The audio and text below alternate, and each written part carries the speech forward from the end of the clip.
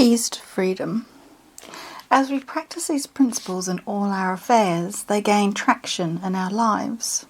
They start feeling more natural. For example, in the beginning, we may have to consciously practice being honest. As we continue this practice, we find dishonesty progressively more uncomfortable, perhaps even agonizing, and gradually we notice that honesty has become more normal for us. We're basically honest people, and we even like it. Some say this is how we know a higher power is involved. When our defects are removed, we may not feel them go. We may not even notice a change unless we fall back into old behaviour and find that it is no longer comfortable or workable for us. We call our sponsor in distress over having done it again, or even because we are thinking about acting on that old defect and realise how long it's been since that behaviour had crossed our minds. Learning to survive our impulses without acting out is a new freedom. Over time, the desire to act against our values begins to fade. Our self-made prisons no longer serve us. We are free to explore and discover what we're good at. We're free to participate, create, care and share, surprise ourselves, take risks, be vulnerable, and stand on our own 2 feet. We find our beliefs and begin to act on them. We make decisions based on our values. We walk through fear and wake up to the miracles that surround us. We're free to be who we are and live as we choose. When we feel the deepest gratitude, we can look back and see our path to that moment was neither short nor straight. What seemed like the worst decisions at one time in our recovery opened the door for some of our greatest opportunities later on.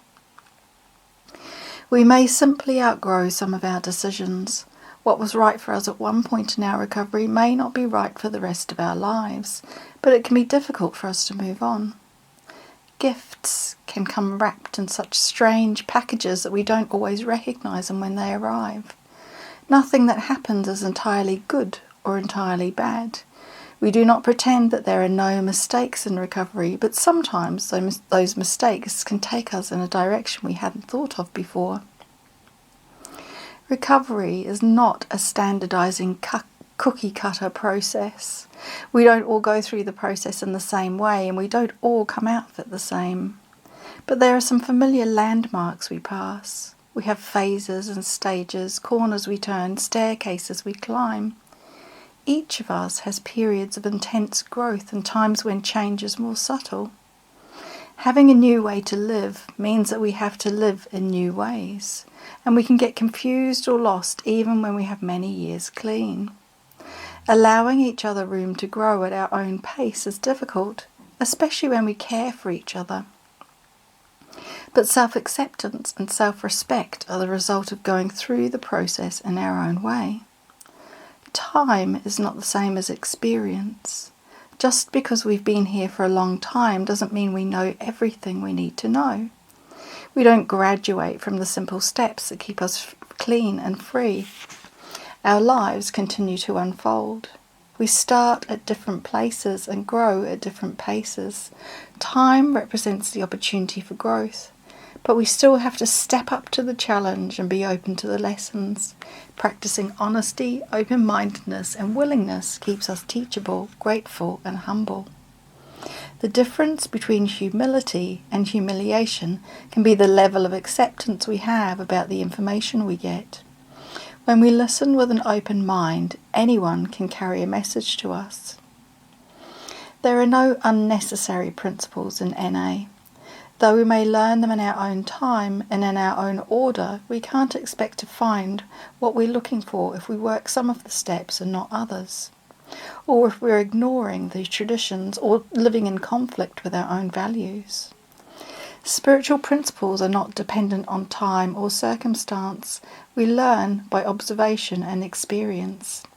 There's a difference between feeling like we're so sick that we'll never get better and knowing that we're never done growing or recovering. Exploration lasts a lifetime. We begin over and over. It gets easier to act in our own best interest, even when we're feeling resistant. A member shared, I often hear newcomers say they can't imagine going to NA meetings for the rest of their lives.